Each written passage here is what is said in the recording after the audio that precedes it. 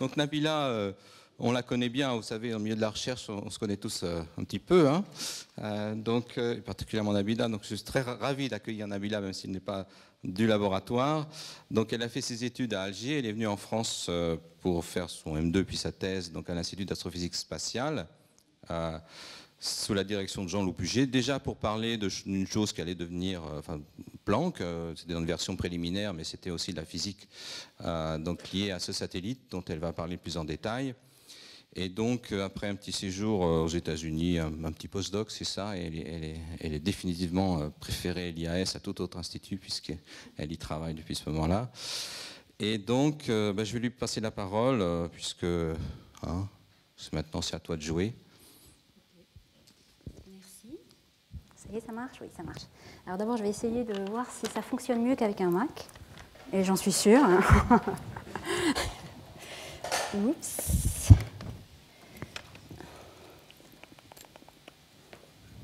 Et donc, verdict.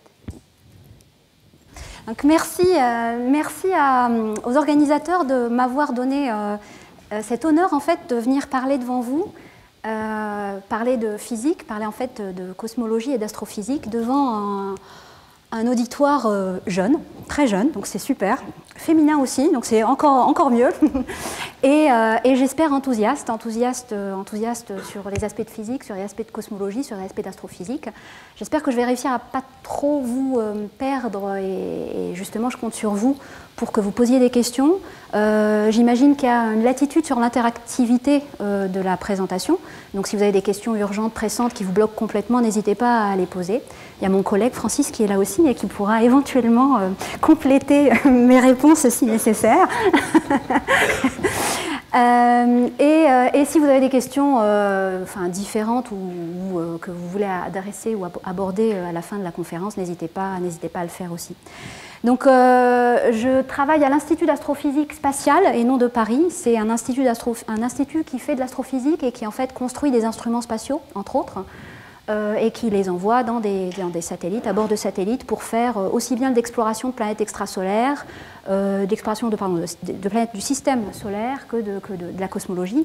Et en fait, c'est assez amusant parce que la prochaine conférence grand public sera donnée par Jean-Pierre Bibring, un de mes collègues de l'Institut d'astrophysique spatiale. Donc il y a une grande et longue tradition de travail commun et d'interaction entre nos deux laboratoires, qui sont en fait les deux principaux laboratoires français ayant participé à l'aventure Planck.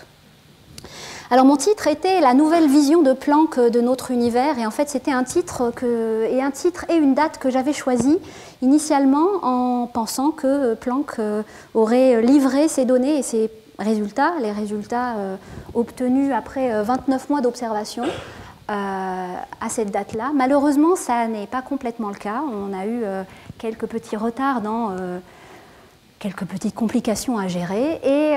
Et aujourd'hui, en fait, nous n'avons pas encore livré les résultats ni les données correspondant à l'analyse totale de toutes les données du satellite Planck, les 29 mois d'observation. Et il y a un embargo. Nous ne pouvons pas communiquer les résultats les plus excitants, les plus chauds. Néanmoins, je vais vous montrer quelques résultats préliminaires. Et bon, je pourrais vous parler d'autres résultats éventuellement en privé. J'espère aussi, en fait, par cette présentation, vous donner finalement une grille de lecture, parce que les prochains résultats de Planck vont être annoncés au public et annoncés à la communauté scientifique dans environ une semaine. Et donc, j'espère qu'avec ma présentation, mon séminaire, vous allez pouvoir avoir une grille de lecture un peu plus fine sur les résultats qui vont être publiés. Le satellite Planck, donc pour l'instant, je vais vous en donner une vision telle qu'elle était en 2013 avec quelques ajustements. Et ce sont des résultats qui ont été obtenus par l'analyse d'une partie, pratiquement la moitié des observations, 15 mois, et qui ont fait énormément de bruit dans la presse générale, aussi bien en France qu'à l'étranger. C'était des résultats qui avaient été livrés après une vingtaine d'années d'efforts et une vingtaine d'années de travail sur ce projet, qui annonçait en fait une révision du concept, pas du concept, mais en fait de la vision cosmologique qu'on a de l'univers à travers ces nouvelles données. Et pourquoi autant d'intérêt pour la cosmologie, pour le satellite Planck, pour ces résultats. En fait, parce que le satellite Planck s'intéresse à une question assez fondamentale qui est l'origine de l'univers et son évolution, l'origine des structures cosmiques les plus grandes, les galaxies, les amas de galaxies et leur évolution dans le temps. Et cette histoire, cette thématique est une thématique qui est en fait vraiment comme un conte de fées pour la science. C'est l'archétype parfait de la recherche scientifique avec, étalé sur 100 ans, des révolutions conceptuelles, des révolutions théoriques, des découvertes inattendues, donc du suspense, des interprétations, des confirmations, des collaborations, des compétitions, le monde de la recherche en marche, avec vraiment quelque chose qui part de la théorie, des prédictions, des observations et des confirmations. Donc c'est vraiment, pas fait exprès, mais c'est vraiment un exemple parfait de la démarche scientifique. Ça va être assez compliqué de résumer 20 ans de résultats Planck et 100 ans de cosmologie, mais je vais essayer de le faire. Et en vous donnant quand même un contexte historique de la cosmologie. Donc je vous ai dit, c'est une science, c'est un thème scientifique de l'astrophysique qui traite de l'infiniment grand, qui traite de l'univers dans son entier. Là, on ne s'intéresse pas à une galaxie, un amas, une étoile, mais plutôt à l'évolution de l'univers dans son entier. Tous ses composants, toute son histoire, comment ça a commencé, comment ça a évolué, pourquoi c'est comme ça, pourquoi c'est pas différent, pourquoi les objets se sont structurés en galaxies, en amas et ainsi de suite. Et cette thématique a vraiment pris naissance essentiellement au XXe siècle avec la découverte des premières galaxies qui indiquait que la taille de l'univers n'était pas finie, comme c'était la vision à cette époque-là, mais plutôt laissait entendre que l'univers pouvait être infini. Ça a été suivi par l'observation de l'expansion de l'univers, à savoir l'observation de l'éloignement des galaxies les unes des autres, l'expérience de Hubble, observée avec une petite dizaine de galaxies, qui a été reproduite en montrant cette loi de régression, une loi de régression affine, parfaite, reliant la distance au temps avec une vitesse, un taux d'expansion qui est ce qu'on appelle le paramètre de Hubble. L'expansion étant vue ici, non pas comme un déplacement, mais vraiment comme une expansion d'une maille, les mailles de l'espace-temps qui s'étendent et ces mailles supportant les galaxies, en s'étendant, éloignent les galaxies les unes des autres. Avec ces deux observations et la révolution théorique qui consistait qui était en fait la relativité générale et qui consistait à relier le contenu en matière, le contenu en énergie et l'espace, à savoir la matière affectant l'espace, la matière courbant l'espace, la matière affectant la métrique, donc la maille qui sous-tend les objets cosmiques. L'ensemble de ces trois révolutions a abouti à un paradigme, un modèle, un scénario de Big Bang, un scénario selon lequel la première information qu'on en retire est que l'univers est possiblement infini, qu'il évolue, ça veut dire qu'il a un passé, ça veut dire qu'il a une logique, des règles dans son évolution. Et cette idée d'un univers en évolution est vraiment au centre de la cosmologie d'aujourd'hui. Avec ces deux concepts, le concept de l'expansion et le concept de la quantité de matière qui affecte l'espace-temps, mis ensemble, les théoriciens des années 20-30 avaient déjà dans l'idée de se dire si l'univers s'expand et si on remonte la flèche du temps en arrière, ça veut dire que l'univers à un moment était très dense, très petit, et donc dans un état physique très chaud, avec une très forte pression. Et donc, à cette époque-là, les particules qui formaient l'univers devaient être en équilibre thermique, c'est-à-dire que la pression, l'énergie cinétique ou l'énergie d'interaction était tellement grande qu'en fait, ces particules avaient le même état thermique. Et de ce passé lointain, de cet équilibre thermique des particules, les particules, l'énergie, les photons, doit rester une trace qui est un rayonnement, puisque une énergie peut se traduire en un rayonnement. Ce rayonnement est ce qu'on appelle le rayonnement fossile, c'est le rayonnement à 3 degrés Kelvin, c'est cette espèce de bain de photons dans lequel l'univers observable est, et qui, avec l'expansion et le refroidissement, est observé aujourd'hui à 3 degrés Kelvin. Donc ce rayonnement fossile est réellement la relique des temps passés. Et il a une signature, ou en tout cas dans cette idée d'un univers très dense, très chaud, en équilibre thermodynamique, ce rayonnement devait avoir un spectre de corps noir. Alors ce qui est très joli dans tout ça, c'est que l'existence de ce rayonnement dans toutes les directions a été prédit par Gamow et ses collaborateurs à la fin des années 40, avec une température de l'ordre de 10 Kelvin. Ça a été découvert par hasard par 2 ingénieurs de Bell Telecom qui mettaient au point des détecteurs et des instruments pour les télécoms. Ça a été interprété par leurs voisins d'à côté. Ils étaient à côté de laboratoire de MIT, avec des astrophysiciens, des cosmologistes et des physiciens qui, eux, à côté, dans leur labo, essayaient de construire une expérience avec un télescope pour mesurer le rayonnement fossile, pour essayer de réfuter ou de confirmer cette prédiction qui avait été faite à la fin des années 40. Et donc, ils ont discuté ensemble et il y a eu une interprétation de cette mesure. Cette interprétation a tenu assez longtemps. Toutes les équipes du monde de cette époque-là ont essayé de mesurer à différentes longueurs d'onde, ont réussi à confirmer avec des nuages de points, qui avaient des grandes barres d'erreur, donc avec une force de conviction un peu faible. Mais la mesure du rayonnement fossile et surtout la mesure du spectre de corps noir qui a été faite dans les années 1992 par le satellite américain COBE, a confirmé sans ambiguïté l'existence de ce rayonnement fossile, de son caractère de corps noir, et donc, par là même, la confirmation d'une prédiction, d'une théorie, d'un scénario, qui a donné donc le cadre à la cosmologie standard d'aujourd'hui. Donc c'est en sens où je dis c'est vraiment un conte de fées. Après, il y a des méchants aussi, hein, les contes de fées.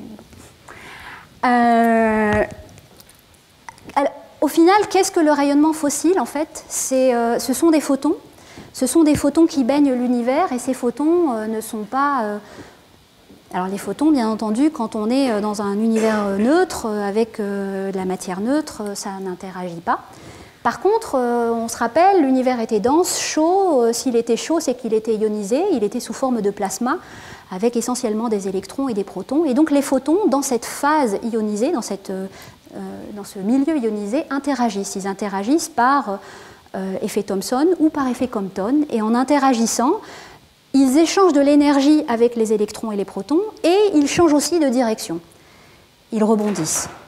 Et ils rebondissent en fonction, d'autant plus qu'il y a d'électrons, d'autant plus que leur libre parcours moyen est petit, donc d'autant plus que la matière ionisée est sous une forme dense. On sait aussi que l'expansion, c'est ce qui sous-tend en fait l'évolution de l'univers. Cette expansion va avoir tendance d'une part à diluer et d'autre part à refroidir la matière, donc à favoriser la combinaison des électrons et des protons pour former des atomes d'hydrogène. Donc avec l'action couplée de l'expansion, du refroidissement et de la création, entre guillemets, de l'hydrogène atomique, la densité d'électrons et de matière ionisée va diminuer drastiquement. Les photons vont avoir des interactions de plus en plus rares, un libre parcours moyen de plus en plus grand, c'est ce qu'on voit ici, par comparaison à leur libre parcours moyen là. Et à un moment, ils vont ne plus ressentir du tout l'effet de la matière ionisée, parce qu'il n'y en aura pas assez ou pas du tout, et les photons vont pouvoir traverser l'univers librement. Ce moment-là s'appelle le découplage entre matière et rayonnement. Ça s'appelle aussi la recombinaison, parce qu'il y a combinaison des électrons et des protons pour former les atomes d'hydrogène. Et c'est ce moment-là qui est observé en cosmologie qui est observé par Planck, parce que c'est le seul moment où les photons sortent et on peut les voir. Avant, tout est opaque. C'est comme si vous étiez dans une forêt et que si vous étiez au milieu de la forêt, et bien ce que vous voyez, c'est essentiellement du sombre et des arbres. Et en arrivant, en vous rapprochant de la lisière de la forêt, vous commencez à voir la lumière. Bon, là, c'est un peu, il faut le voir un peu à l'envers. C'est la lumière qui suit ce chemin et vous sortez. Et donc, l'opacité devient assez petite pour qu'on puisse détecter des photons. What the heck?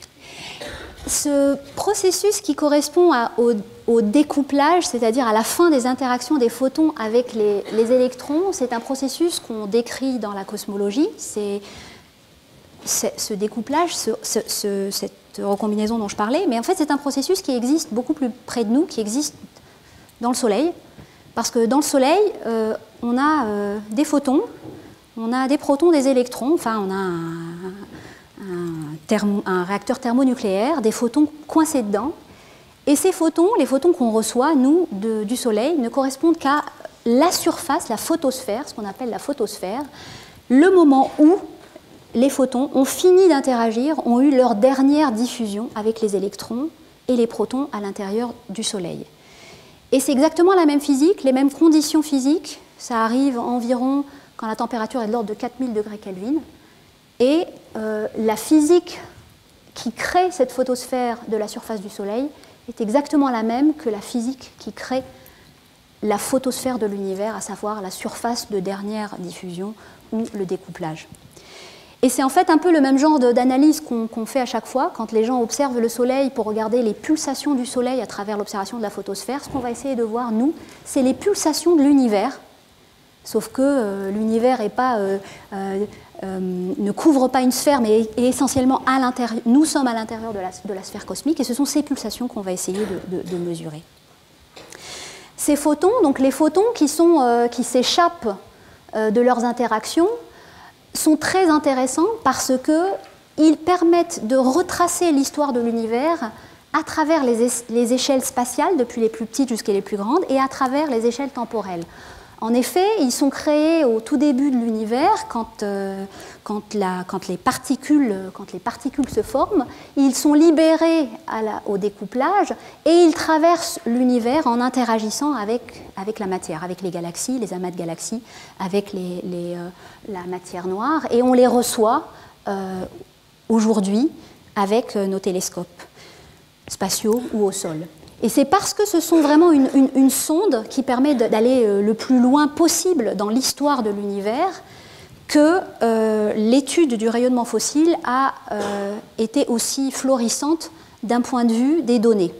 En effet, il y a eu de très nombreux ballons stratosphériques qui ont été construits, 3 générations de satellites, des ballons stratosphériques comme le ballon Archéops, qui est un ballon français, qui a été construit par le CNES, l'agence spatiale française, des satellites comme COBE, dont j'ai parlé tout à l'heure, qui a confirmé sans ambiguïté l'existence d'un rayonnement fossile avec un spectre d'émission de corps noirs, le satellite WMAP, qui a été son successeur, et bien entendu le satellite Planck, qui a été sélectionné et conçu pour effectuer la mesure ultime du rayonnement fossile, avec une technologie de pointe sur tout le ciel, pour s'affranchir s'affranchir en fait le plus des limitations astrophysiques et instrumentales qui entachaient les autres expériences. Et ces 3 générations de satellites sont illustrées ici avec leur degré de résolution.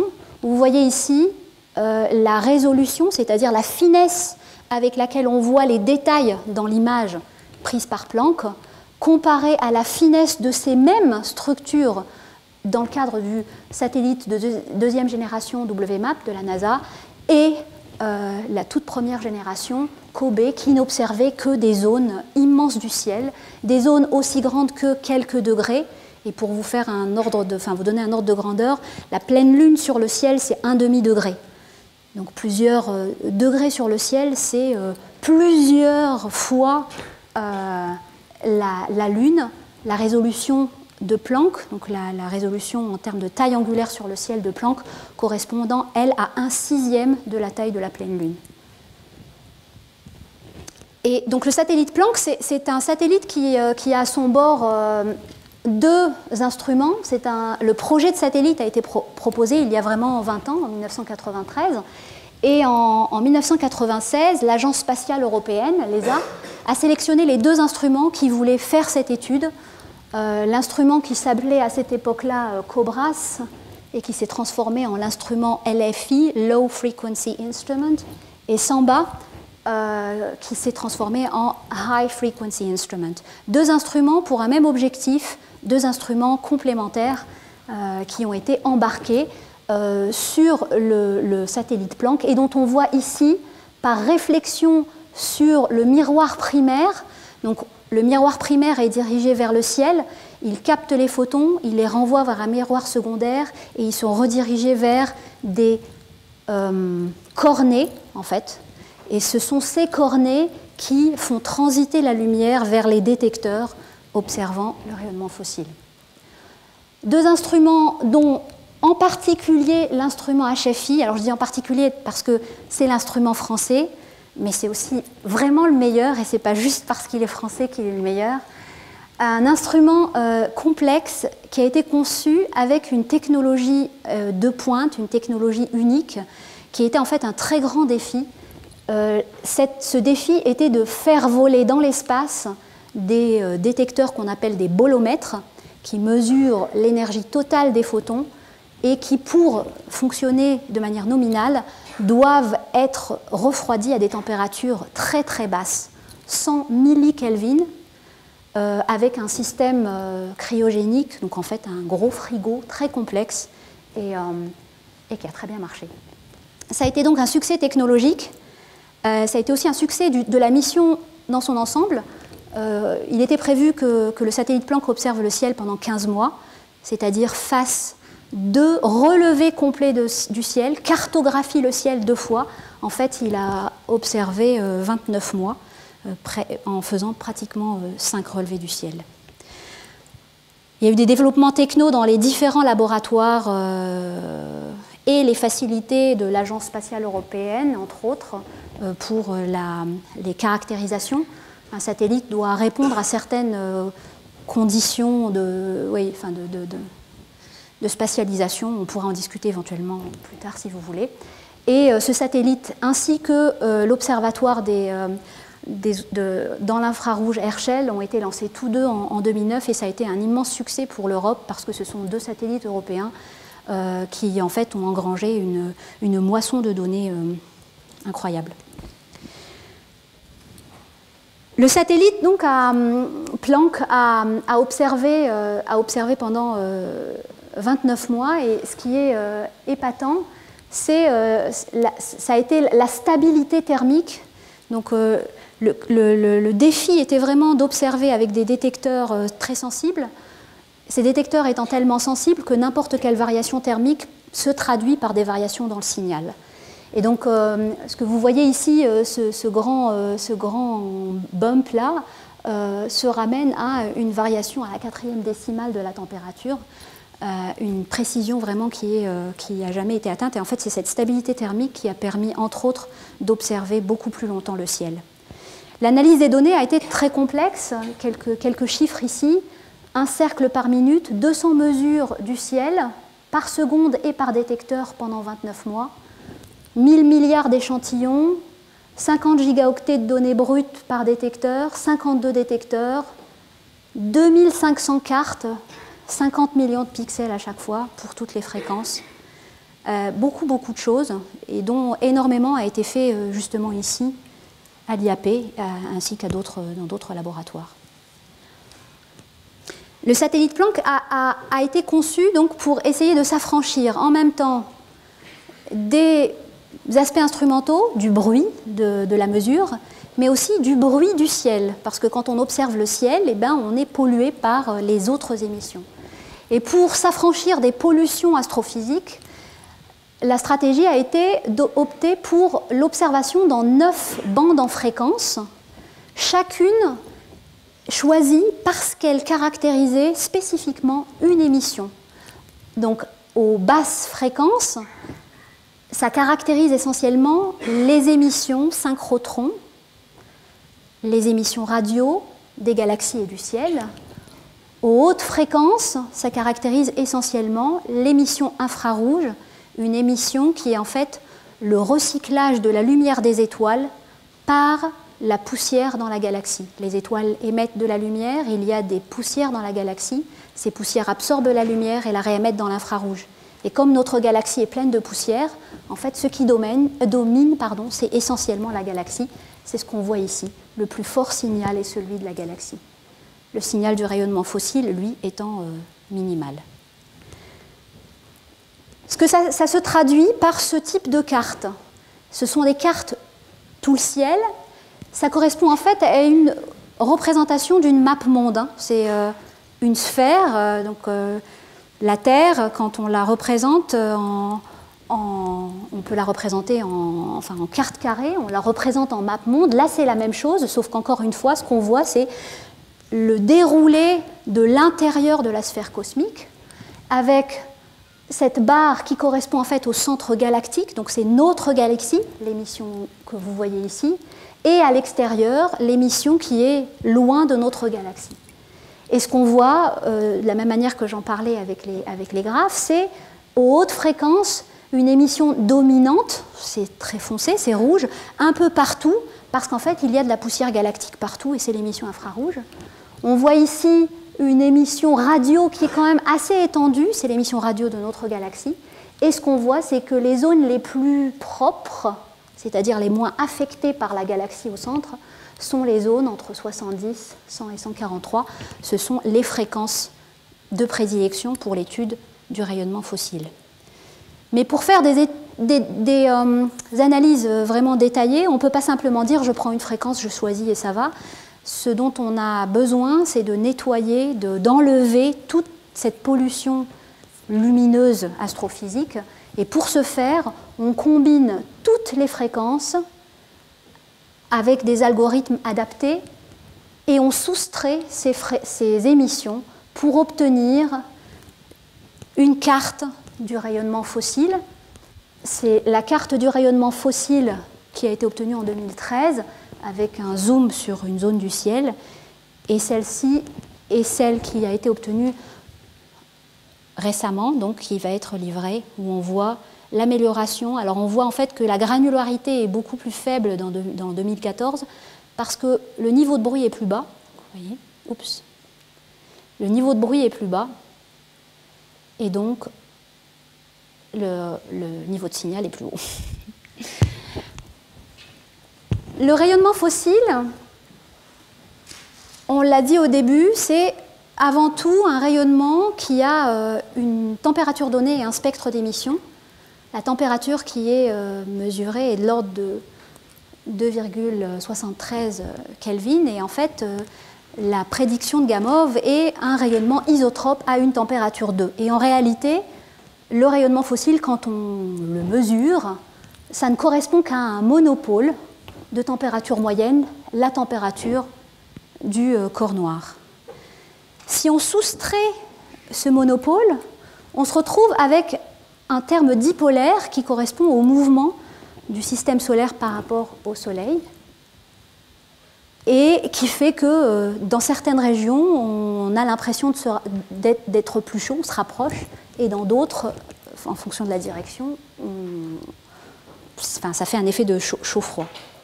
En soustrayant le dipôle, ce n'est qu'en soustrayant le moment dipolaire qu'on arrive à cette distribution de variations de température. Donc tous les points bleus et rouges correspondent à des variations de température.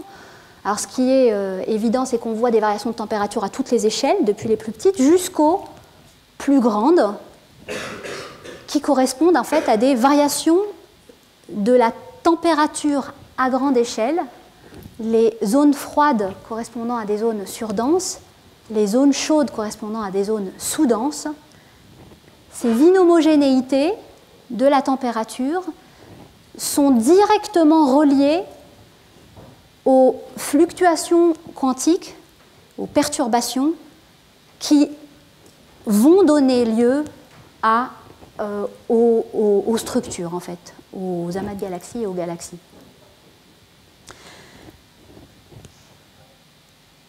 Et ce sont Et ce sont ces perturbations,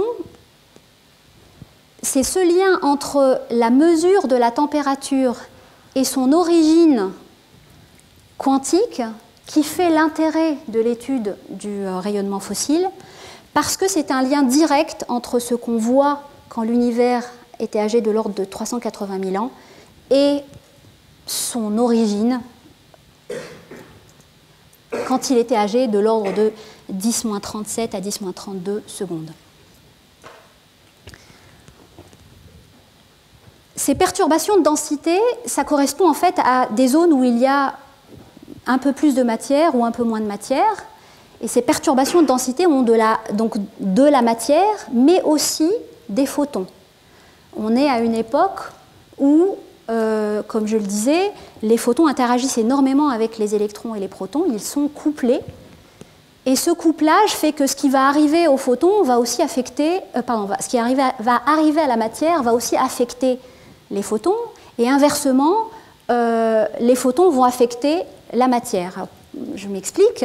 Vous avez donc une perturbation de densité à l'intérieur de laquelle la matière va tomber, mais la matière tombe et accrochée à elle, il y a des photons.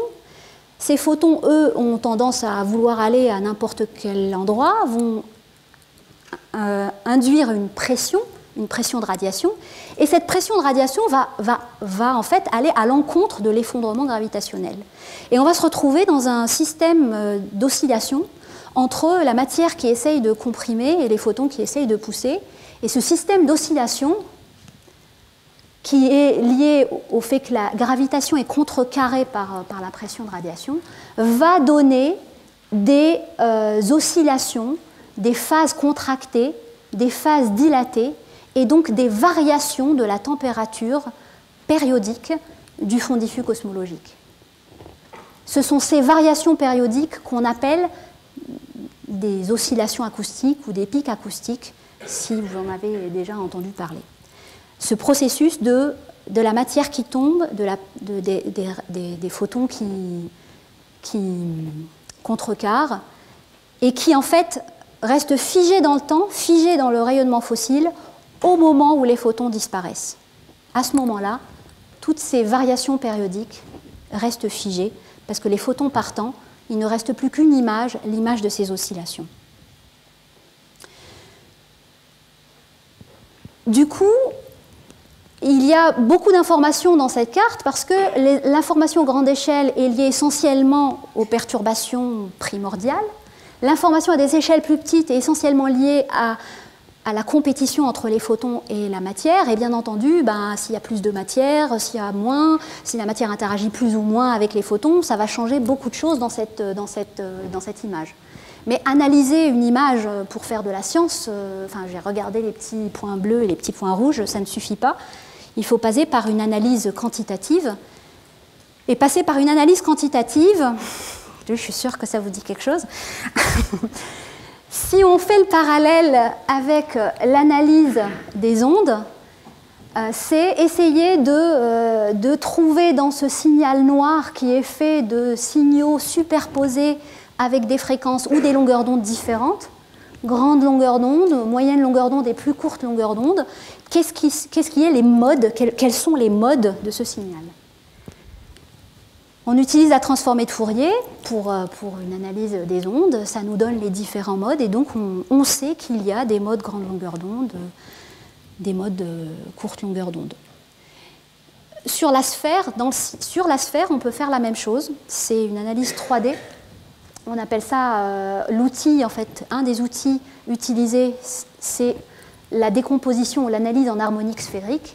Et l'analyse en harmonique sphérique fait la même chose que la transformée de Fourier sur la sphère.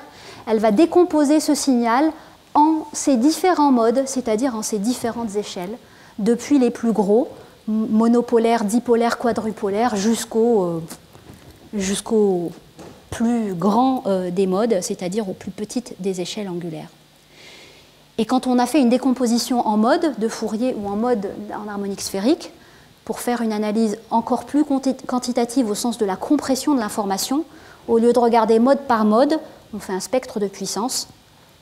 Et un spectre de puissance en harmonique sphérique du rayonnement fossile, ça ressemble à ça. avec ici les multipôles qui correspondent finalement au mode Fourier. Les plus grandes échelles angulaires, on le voit ici, 90 degrés sur le ciel. Les plus petites échelles angulaires ici, les plus grands modes, correspondant à 5 arcs minutes. Et les différents points, les différents pics acoustiques qu'on voit directement sur le spectre de puissance. Alors ce qu'on voit, c'est qu'en fait, l'image est dominée par une contribution qui est la contribution, si je reviens en arrière, la contribution des patterns, enfin des motifs de l'ordre de 1 degré sur le ciel. Et on le revoit joliment ici, avec une succession de tailles et les plus petites échelles étant les plus rares. Alors ce qu'il y a de super joli, c'est qu'en fait, ces points de mesure, ce sont les points de mesure de Planck, j'aurais dû le dire, les points de mesure de Planck mesurés avec 15 mois d'observation, permettant donc de voir 7 pics acoustiques. Leurs barres d'erreur sont diaboliquement petites, et posés dessus, simplement posés, le modèle standard, entre guillemets, qui marche quasiment parfaitement. Aujourd'hui, avec les données 15 mois, j'aurais dû dire que c'est préliminaire, mais c'est préliminaire, avec les observations de 29 mois, on étend le spectre de puissance à 19 pics acoustiques et on mesure d'autres types de signaux, notamment le signal en polarisation du rayonnement fossile. Donc, on a une carte, on la décompose, on en fait son spectre de puissance, on compare à la mesure et la mesure du spectre de puissance va nous donner des informations sur le modèle cosmologique. Pourquoi? Parce que la hauteur des pics, en absolu, leur hauteur relative, leur position absolue, leur position relative aux autres, toutes ces positions, toutes ces caractéristiques du spectre de puissance, toutes ces caractéristiques des motifs de variation de température encodent le contenu de l'univers. Ça encode, ça encode au sens où ça dépend de la quantité de matière ordinaire, la quantité de matière noire, la quantité de neutrinos, l'âge de l'univers, son taux d'expansion. Tout ça va influencer cette image.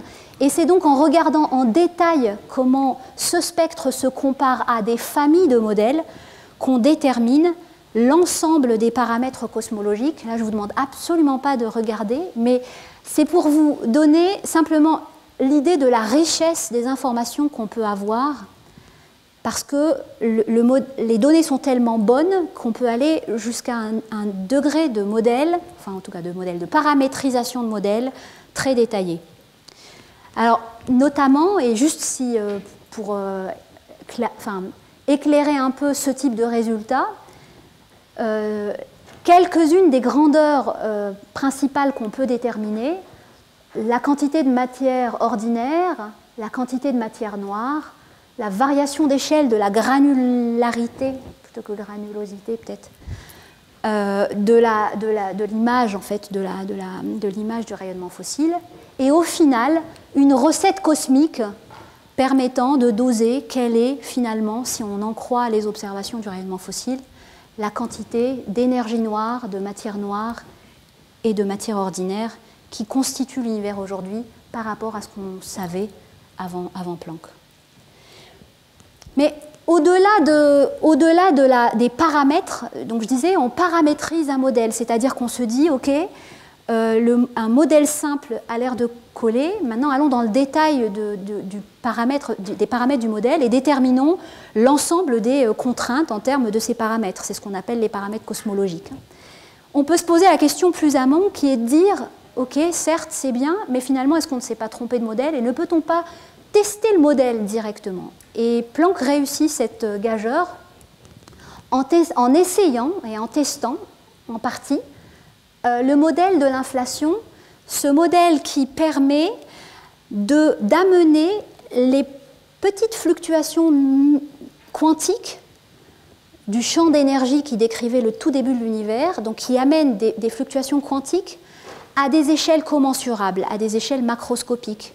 Ces échelles macroscopiques que l'on voit dans le rayonnement fossile et qui, tout au long de l'histoire de l'univers, tout au long des 13,8 milliards d'années, vont se transformer en la structuration actuelle des galaxies, des amas de galaxies aux grandes échelles.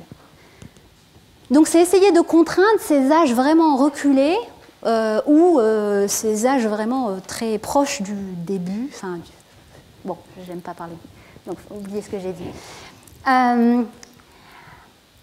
À travers quelques quantités, quelques traceurs. Donc on essaye de savoir quelles sont les pistes qu'il faut suivre. Une des pistes, c'est de regarder quelle est la hiérarchie de la variation de granularité.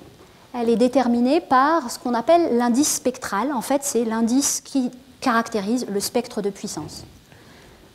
Et on voit, notamment avec les données récentes, les données 29 mois, dont vous allez entendre parler la semaine prochaine, comparées à celles qui avaient été publiées il y a 2 ans, une nette préférence pour une valeur qui est proche de 1 mais qui n'est pas exactement égale à 1 et qui correspond à la valeur favorite des modèles d'inflation, notamment des modèles d'inflation simples. On essaye de regarder d'autres pistes pour contraindre le modèle d'inflation, notamment en regardant le caractère statistique, la distribution statistique des petites variations de température. Et des études très compliquées ont été faites et montrent, notamment ici en fait d'ailleurs, qui montrent que cette distribution statistique est gaussienne, comme prédit par l'inflation simple. Alors bien entendu, dans le processus de la recherche, ce n'est pas parce qu'on a trouvé quelque chose qui est assez satisfaisant qu'on s'arrête là. Au contraire, il y a tout un champ de recherche qui est ouvert par ces questions-là pour essayer de voir comment aller au-delà du modèle simple, peut-on réfuter l'inflation telle qu'elle est déterminée, telle qu'elle est proposée. Même si les résultats de Planck aujourd'hui semblent vraiment favoriser ce scénario. La dernière façon de contraindre l'inflation, c'est d'aller regarder, d'aller mesurer et d'aller utiliser une autre information qu'il y a dans le rayonnement fossile. Le rayonnement fossile, c'est un rayonnement qu'on peut voir en intensité, mais on peut le voir aussi à travers ces autres paramètres de Stokes et combiner les paramètres de Stokes c'est-à-dire à travers sa polarisation. Pourquoi? Parce que finalement, c'est super, avec une seule observable, on a 2 types d'informations, et ces 2 types d'informations ne sont pas simplement redondantes, elles sont surtout complémentaires. Une partie des informations de polarisation nous dit la même chose que ce qu'on voit en intensité, ça veut dire qu'en fait on double la quantité de données finalement, ou la quantité d'informations pour avoir les contraintes, et une autre partie est tellement originale qu'on n'arrive pas à la trouver ailleurs que dans la polarisation. En particulier, et j'imagine que vous en avez peut-être entendu parler, la polarisation en mode B est reliée ou permet de tester d'une certaine manière l'inflation. Alors qu'est-ce que j'entends par ce terme barbare? C'est que au Big Bang ou à l'inflation, la densité d'énergie, la densité de matière, se traduit par un champ d'ondes gravitationnelles, un ensemble d'ondes gravitationnelles qui va imprimer sur la structure de l'espace-temps des petites déformations. Des déformations dont le motif est très spécifique. Leur motif est non invariant par rotation. Je ne sais pas si c'est une double négation, mais...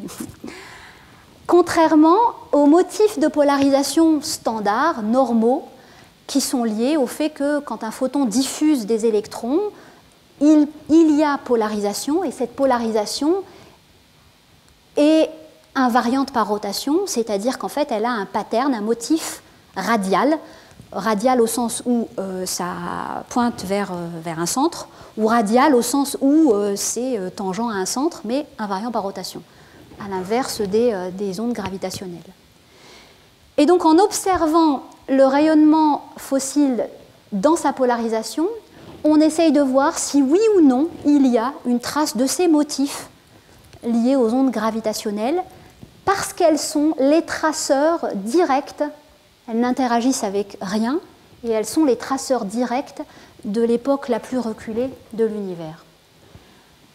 Il y a eu donc, il y a un an, une annonce de la détection, une annonce en fanfare, de la détection des modes B primordiaux, ces modes B liés à l'inflation, par un télescope BICEP, avec une image justement de ces motifs où on voit des motifs en fait un peu hélicoïdaux, normalement caractéristiques de la polarisation en mode B.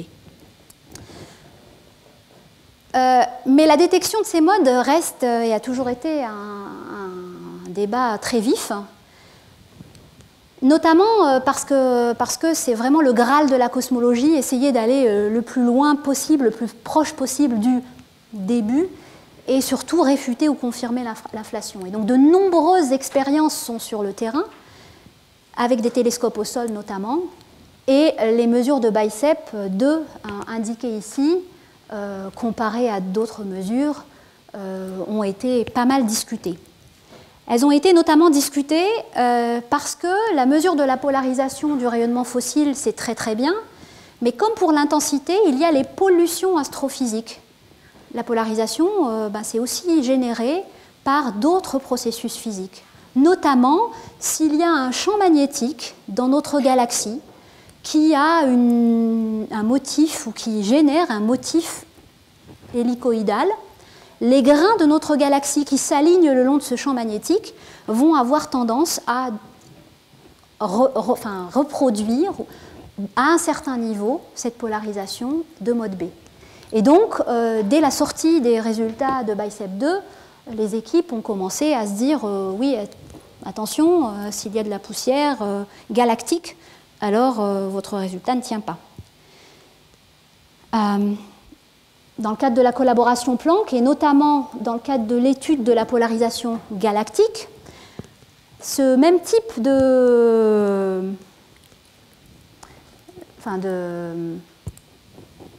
avertissement, je ne sais pas, peut-être pas le bon mot, a été fait, en particulier en calculant avec les données Planck de la polarisation galactique que nous avons, quel était le degré de contamination du ciel par la polarisation galactique. Et on voit ici, dans la zone correspondant, donc ce petit bout du ciel là, correspondant à ce qui a été observé par BICEP, que la polarisation galactique n'est pas négligeable du tout. Ce sont les parties bleues qui sont en fait les plus propres, les plus proches d'une polarisation, enfin en tout cas qui sont le moins affectées, le moins polluées par la polarisation galactique. Et donc avec des modèles montrant que le niveau attendu avec de la poussière pouvait suffire à expliquer la mesure de BICEP. Ça a été et ça continue d'être un débat vif, un débat dans la communauté scientifique, avec pas mal de compétitions, beaucoup d'arguments contre-arguments, aux États-Unis, en Europe, partout, qui finalement a abouti à la mise en commun, l'organisation d'une collaboration formelle entre BICEP 2, l'équipe BICEP 2 et l'équipe Planck, pour essayer de tirer au clair cette mesure. Est-ce vraiment une mesure cosmologique ou est-ce essentiellement de la contamination galactique qui a été surinterprétée comme la trace de l'inflation et donc la confirmation de cette théorie. Vous en saurez plus très très rapidement, très très bientôt. Stay tuned, comme ils disent. Ces études sur la polarisation galactique sont intéressantes d'un point de vue d'un cosmologiste parce qu'elles permettent de dire attention, ne vous emballez pas trop vite, il faut tenir compte de ce qui se passe dans la vraie vie. Mais ces études sont aussi importantes en tant que telles parce que les observations de Planck permettent vraiment de révéler, grâce à la polarisation, une vision complètement nouvelle de notre galaxie. C'est illustré ici par ces 4 zones du ciel qui ont été prises. Une du côté du nuage de Magellan, qu'on voit ici en polarisation. Une ici, du côté du plan galactique, et donc on reconnaît bien le plan galactique. Donc la galaxie est ici. Hein. Et 2 autres correspondant à des régions du ciel relativement propres, et qui montrent de manière fantastique comment la polarisation permet, donc la polarisation galactique, je répète, hein, c'est l'alignement des grains de notre galaxie le long de champs magnétiques. Et donc en observant ça, en fait, ce qu'on voit, c'est comment le champ magnétique dans la galaxie est distribué. Et ça, c'est vraiment super, pour ceux qui s'intéressent au champ magnétique galactique. C'est super parce que le champ magnétique est un ingrédient qui va intervenir dans la structuration de la matière, qui va intervenir dans les zones de formation des étoiles et qui va en fait sous-tendre comment notre galaxie va se structurer. Planck permet donc de regarder d'avoir beaucoup d'informations sur l'évolution de notre galaxie, sur l'évolution des astres, vraiment de l'astronomie. Et Planck permet d'aller encore plus loin. Ça permet d'aller regarder qu'est-ce qui va advenir de ces perturbations de matière hein, dont je parlais, qui laissent leurs traces sur le CMB, mais qui finalement correspondent à de la matière qui va s'effondrer, former des galaxies, former des étoiles et finir par l'univers tel qu'on l'observe avec nos télescopes. Pourquoi ça permet ça? Parce que d'une part, Planck va permettre de mesurer la lumière de ces galaxies, et ça va permettre en même temps de mesurer donc la lumière émise par ces structures, et aussi les perturbations des photons primordiaux quand ils traversent cette matière. Une de ces perturbations, c'est l'anti-age gravitationnel, le fait que la lumière va être défléchie. Son trajet va être changé lors du passage à côté de zones denses, de zones massives. Donc vous voyez ce champ avant l'anti-âge et après l'anti-âge. Oh, pardon.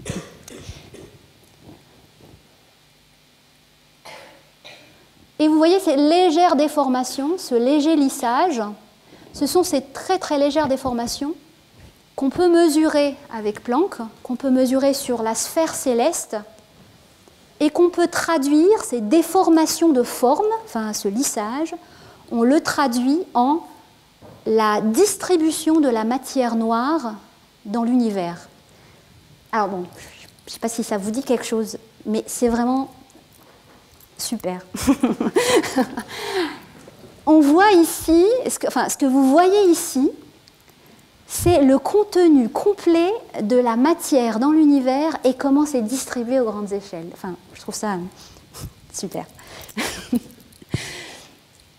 On peut aller plus loin parce que cette matière, c'est de la matière noire. La matière noire, en fait, on ne la voit pas directement, on ne la voit que par ses effets. C'est pour ça qu'on ne la voit que par ses effets de l'anti-âge.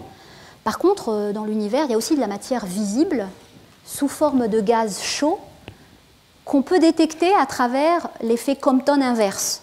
Le fait qu'un photon va percuter un électron et que si l'énergie du photon est plus faible que l'énergie de l'électron, alors l'électron va transférer un peu de son énergie au photon et va le réchauffer.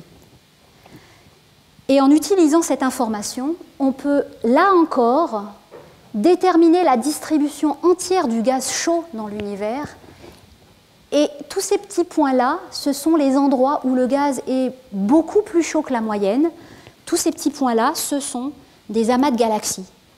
Parce que les amas de galaxies sont riches en gaz chaud. Et c'est une des découvertes de Planck. Avec cet effet-là, retrouver une distribution des amas de galaxies. Donc il y a la matière noire, il y a le gaz chaud, et il y a les étoiles. Parce qu'après tout, ce qu'on voit vraiment dans le ciel avec nos yeux, ce sont des étoiles. Et ces étoiles forment les galaxies. Et ces étoiles-là, on peut les voir de manière indirecte par le rayonnement infrarouge. Comme je le disais tout à l'heure, ces étoiles émettent de la lumière est absorbée par les poussières, elle est réémise dans l'infrarouge.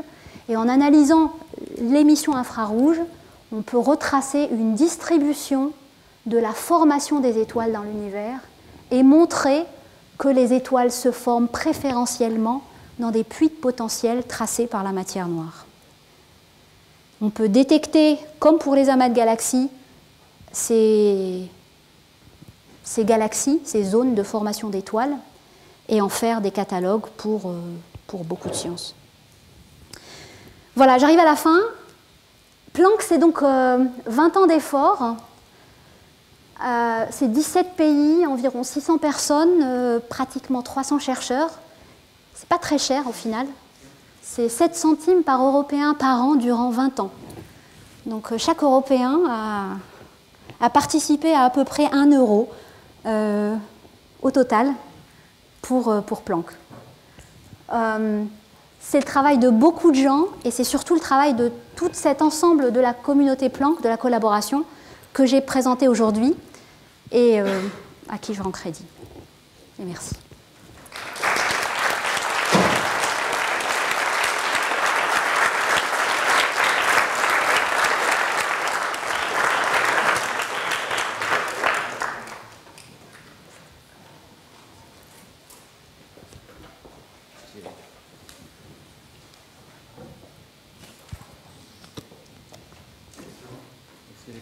S'il y a des questions, c'est le moment. N'hésitez pas. Alors, j'amène le micro parce que pour que ce soit enregistré derrière.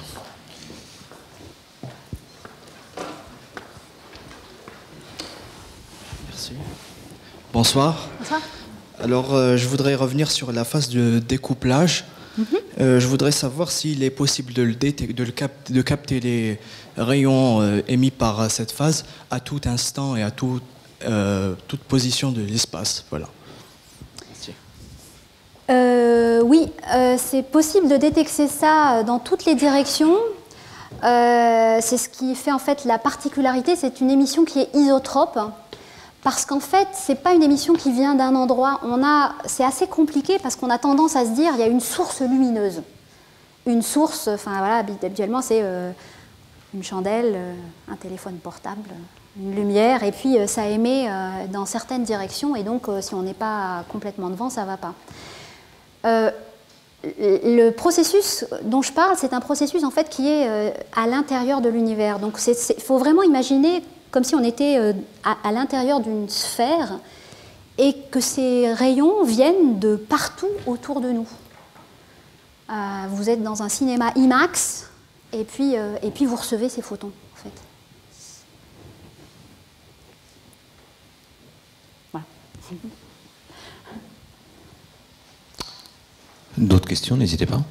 Oui, n'hésitez pas. Hein. Mais je pense que je vous ai peut-être perdu un peu. Il y en a une en haut, et puis... Je ne voyais pas.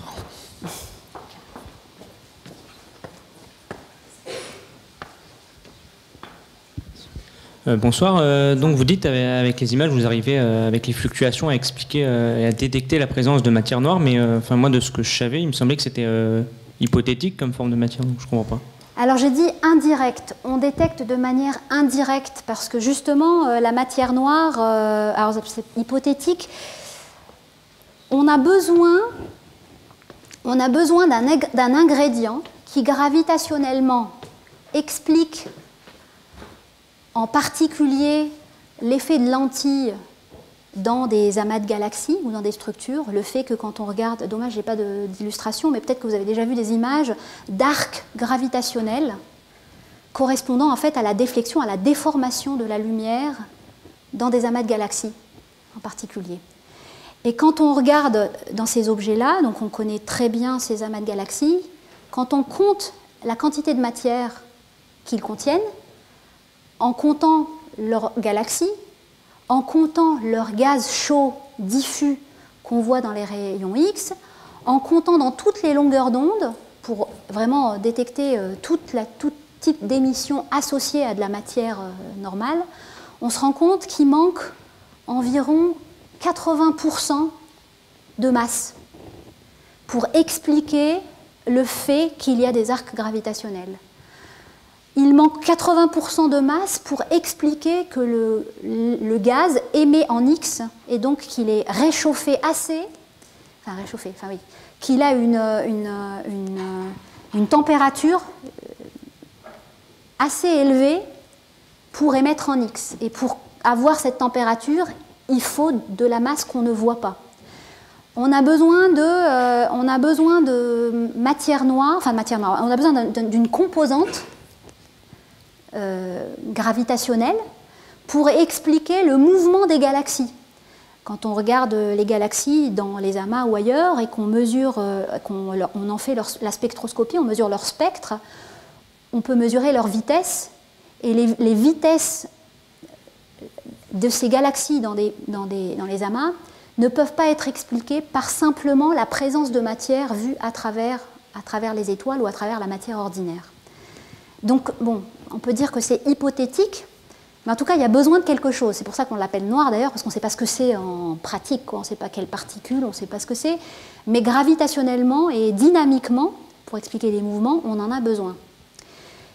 Ce qu'on peut faire avec le rayonnement fossile, ce n'est pas détecter la particule qui explique la matière noire, mais c'est voir son effet aux échelles encore plus grandes que les amas de galaxies à travers le lentillage gravitationnel. Et donc, quand je dis ce que vous voyez, c'est la distribution de la matière noire, c'est parce qu'en fait, la matière noire fait finalement l'essentiel de la matière dans l'univers. Aux grandes échelles, les baryons, la matière ordinaire, c'est peanuts.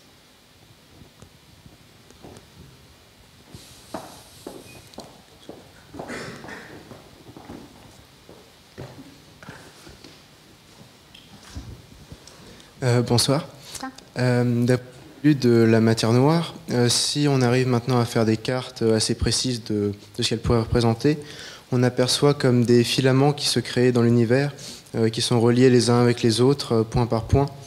Et ce que je trouve magnifique, c'est que en soi, quand on regarde à quelle échelle tout ça a été créé, donc une échelle tellement immense qu'on ne peut même pas la mesurer, et qu'on observe en fait notre cerveau qui est en fait formé de la même façon entre les neurones, comment est-ce qu'on peut tenter d'expliquer ça, et est-ce que Planck peut nous apporter des informations là-dessus, que cet immensément grand soit en fait aussi bien fait qu'un cerveau humain? Waouh. Alors, moi ce que je trouve super, c'est surtout que finalement en 60 ans, 70 ans, c'est-à-dire en l'espace-temps d'une vie, on soit passé de concepts où on ne savait même pas ce qu'était une galaxie, voire qu'il y avait des galaxies à côté. C'était en 1912, quelque chose comme ça. À 70 ans plus tard, on mesure un rayonnement fossile. Un siècle. Un siècle, voilà, mais quasiment moins d'un siècle. Aujourd'hui, on en est à la 4e décimale sur la compréhension de la constitution de l'univers. Il y a 20 ans, on avait déjà à peu près tous les outils, quoi. Et ça, c'est super. Est-ce que c'est grâce à Planck que... Je sais pas, mais... Vas-y, je t'en prie. Non, je sais pas. Mais en tout cas, c'est super chouette. Une autre question. Bonjour, merci pour cette belle conférence. Je voudrais revenir sur le spectre d'énergie, là, parce que vous avez donc environ 80 points, ou 100 points, je ne sais pas. Le spectre de puissance ? Le spectre de puissance, pardon, oui. Non, il est... Bon, continuez. J'ai 80 points. Si je fais passer un polynôme de 79 points, on a essayé. Du 79e degré ou 81, je ne sais plus, je fais passer exactement, et je mets aucune physique dedans. Ça veut dire qu'il y a peut-être des paramètres ad hoc là-dedans, non ? Non, non, en fait, il n'y a pas 80 points. La présentation qui en est faite, c'est une présentation qu'on appelle binée, c'est-à-dire qu'en fait, on choisit de montrer, des points à des échelles données. Le spectre de puissance, il permet de mesurer la totalité de l'information du spectre, depuis les plus petits modes jusqu'au mode L de l'ordre de 2500. Je ne sais pas combien ça. Donc il y a beaucoup plus que 80 points. Il y a beaucoup plus que 80 points. Il y a 2500 points qui correspondent aux 2500 modes du spectre de puissance. Ces points, il y a 2500 points qui sont ceux de Planck, et il y a, c'est pareil, j'ai des slides, mais c'est pas la peine, et il y a toutes les observations qui ont été faites par des satellites au sol avec des très très grands télescopes. Donc le télescope de Planck est un télescope de 1,2 mètres, si je ne me trompe pas, 1,2 ou 1,5, c'est 1,2, hein, c'est ça, 1,2. Donc un télescope de 1,2 mètres, c'est un télescope qui est myope. C'est pour ça qu'on ne voit que 1/6 de la taille de la Lune, on ne voit que 5 arcs-minutes sur le ciel. Quand vous avez un immense télescope, et là vous voyez mieux, vous êtes moins myope et vous voyez de manière très résolue. Mais par contre, envoyer un télescope de 10 mètres dans l'espace, c'est coûteux. Parce que c'est techniquement pas faisable. Et c'est économiquement absolument pas faisable. Donc il y a toute une série d'expériences au sol qui observent le rayonnement fossile avec des télescopes de l'ordre de 10 mètres sur des zones dédiées, par exemple comme BICEP, sur une zone complètement dédiée du ciel, et qui peuvent aller jusqu'à des multipôles de l'ordre de 3500, 4000, 5000. Et la continuité et la continuité et l'overlap, la superposition des informations ou des spectres dans les zones communes est parfaite depuis 1 jusqu'à environ 4000. D'accord. Et les gens se sont amusés, hein. Nous sommes amusés à dire ouais bon c'est gentil mais on fait passer des multipôles et puis on fait passer un polynôme, on fait passer et puis, voilà. Si c'est des hypothèses ad hoc, ça n'a pas forcément de sens physique. Ça marche pas. Il y a combien de paramètres physiques nécessaires à la description de 2500 points? C'est en ce sens où je vous disais, quand je vous ai dit voilà les points, la barre d'erreur, et voilà un modèle qui est le modèle, c'était le modèle, on appelle ça de concordance en fait, le modèle que les gens connaissaient parce que les uns avaient mesuré tel truc, les autres, les uns avaient mesuré tel paramètre, d'autres tel autre, on met tout ensemble et on fait un modèle. Quand on a mis les points et on a posé le modèle, on n'a pas ajusté, on a posé, tout collé à la perfection jusqu'aux multipôles les plus bas. Donc je reviens, il y a environ 6 millions de pixels dans une des cartes. Alors c'est de la réduction, c'est de la compression d'informations, hein. On peut utiliser la carte en tant que telle, c'est ce qu'on fait quand on regarde la distribution statistique, gaussienne, pas gaussienne, mais c'est pas gérable d'un point de vue, du traitement en fait, de regarder pixel à pixel, et en plus ce sont des quantités statistiques, donc globalement on sait ce qui se passe, mais à un endroit donné, on ne peut pas dire ok ici c'est significatif et à côté ça ne l'est pas parce que c'est un champ statistique, quoi. Donc on comprime l'information en le spectre de puissance, et quand on ajuste les modèles, on comprime encore plus. La compression la plus grande, c'est-à-dire celle donnant le moins de paramètres, est 6 paramètres. Mais cette compression, elle a ses limites. L'ensemble des paramètres, par contre, c'est plus grand. Donc, et ces 6 paramètres auraient été mesurés par d'autres méthodes qui permettraient de dire que c'est cohérent? Par des méthodes complètement différentes. D'accord. En mesurant l'éloignement des galaxies, en mesurant la distribution des galaxies, en mesurant les pics acoustiques, non pas dans la lumière, mais dans les galaxies, parce que ces pics acoustiques correspondent, comme je le disais, à des compressions correspondant à des perturbations. Donc on le voit à travers la lumière, mais ces perturbations, on les voit aussi à travers la matière, puisque je disais, c'était compétition entre matière et photons. Donc on le voit à travers les photons, et c'est le fond diffus cosmologique. On le voit à travers les galaxies, on voit les mêmes pics acoustiques et on voit exactement la même chose avec exactement les mêmes paramètres cosmologiques. D'accord. À peu près. Merci. Merci. Je vous en prie.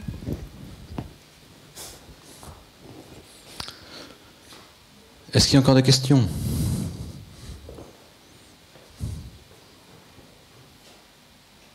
Non, je n'en vois pas, mais peut-être que non, personne ne se manifeste. Mais merci encore, Nabila. C'était...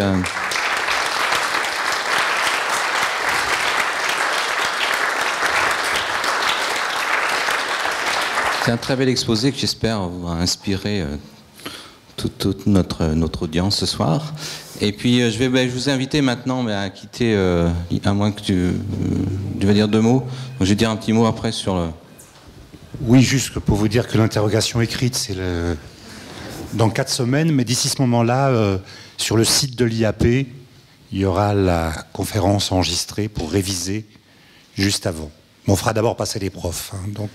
Et deuxièmement, j'espère que l'année prochaine, je ne vous verrai pas parce que vous serez tous, pour ceux qui sont spéciales, vous ne serez tous reçus au concours. Mais l'année prochaine, on essaiera encore d'organiser une conférence de maths et une conférence de physique. Voilà.